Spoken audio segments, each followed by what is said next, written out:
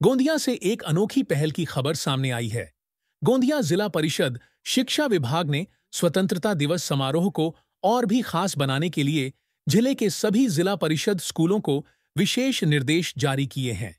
निर्देशों के मुताबिक 15 अगस्त 2025 को ध्वजारोहण के तुरंत बाद सभी स्कूलों में राष्ट्रगान, पसायदान और संविधान की प्रस्तावना का वाचन अनिवार्य होगा। इसके अलावा सभी छात्र छात्राओं और शिक्षकों को तंबाकू जन्य पदार्थों के सेवन से दूर रहने की शपथ दिलाई जाएगी। देशभक्ति गीत गाए जाएंगे, रंगोली बनाई जाएगी और स्कूल स्तर पर परेड का आयोजन किया जाएगा। ऐसी जानकारी जिला परिषद के उपाध्यक्ष एवं शिक्षा सभापति सुरेश हर्षे ने दी है। साथ ही इन सभी गतिविधियों के फोटो और वीडियो जिला परिषद शिक्षा विभाग की आधिकारिक वेबसाइट पर अपलोड करना भी अनिवार्य होगा।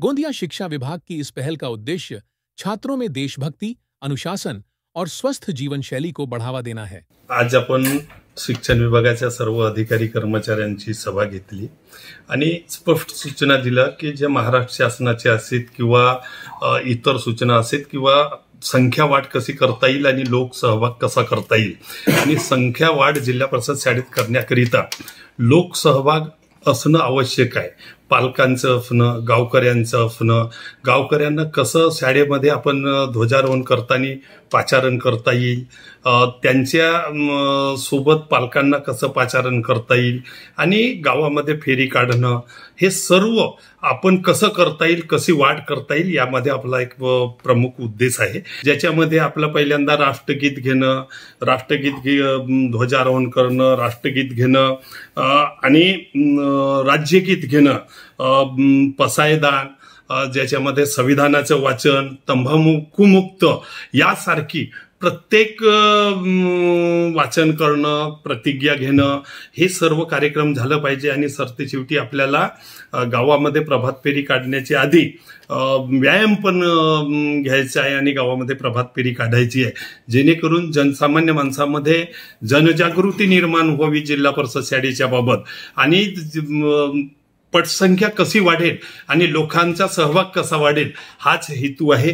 त्यामध्ये दुसरं असं की 7 ते 5:30 पर्यंत मुलं राहू शकणार नाही, याकरिता 7:30 ते आपण 2:15 वाजेपर्यंत म्हणजे शाळेची जी वेळ आहे पूर्ण करून आपण 2:15 वाजेपर्यंत शाळा ठेवू आणि मुलं राहिली पाहिजे। मुलांना त्या माध्यमातून देशभक्तीवर काही शिकवता आलं पाहिजे, याकरिता आपण या वेळेमध्ये 2:15 वाजेपर्यंत आपण वेळमध्ये चेंज केलं। बंधनकारक राहणार।